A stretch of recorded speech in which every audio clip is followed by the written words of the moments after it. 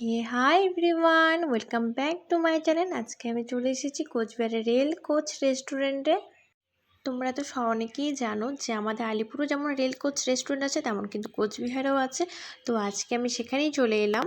তো চলো তোমাদের সবার ফার্স্টে আমি অ্যাড্রেসটা দিয়ে দিচ্ছি। কোচবিহার স্টেশনের ঠিক পেছনেই এই রেস্টুরেন্টটা কিন্তু আছে। জানো তো, আলিপুর আর কোচবিহার এই দুটি রেস্টুরেন্টের মধ্যে কিন্তু আমাদের আলিপুরদুয়ারটাই ডেকোরেশনের দিক থেকে একদম বেস্ট। তো এখন আমি মেনু কার্ডটা দেখে নিচ্ছিলাম, তারপরে আমি অর্ডার দিয়ে দিচ্ছি দুটি কোল্ড কফি, মানে একটা ছিল চকলেট কোল্ড কফি, একটা হচ্ছে মিল্ক শেক।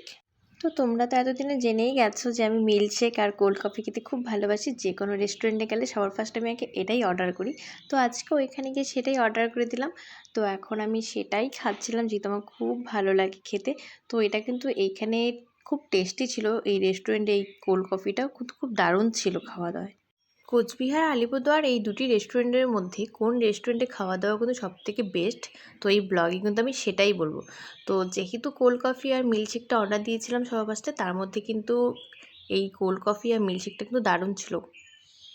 তারপর আমি অর্ডার করে দিই ভেজ মোমো। এখানে ভেজ মোমোটা কিন্তু খুব কস্টলি ছিল, 6 পিস ছিল মাত্র, সেটা ছিল 120 রুপিসে। তারপরে আমি মোমো খেতে খেতে অর্ডার দিয়ে দিলাম মিক্স ফ্রাইড রাইস আর হচ্ছে চিকেন কষা। তো চলো এটা খেয়েও এখন আমি বলবো তোমাদেরকে কেমন হয়েছিল। মিক্স ফ্রাইড রাইসটাও খুব ভালো ছিল আর চিকেন কষাটাও খুব টেস্টি ছিল। এখানে খাওয়া দাওয়াগুলো একটু বেশি কস্টলি ছিল, কিন্তু খাওয়া দাওয়াগুলো খুব ভালো ছিল। আর আলিপুরদুয়ার আর কোচবিহার এই দুটি রেস্টুরেন্টের মধ্যে আমি বলবো এই রেস্টুরেন্টের খাওয়া দাওয়াটাই বেশি ভালো। তো ওই হচ্ছে রাত্রের ভিউ, যারা যারা এখনও আসেনি তারা কিন্তু অবশ্যই এসে ভিজিট করো। তো আজকের জন্য ব্লগটা আমি এখানেই শেষ করছি। তোমাদের কেমন লাগলো কিন্তু অবশ্যই কিন্তু জানিও। ততক্ষণ টাটা।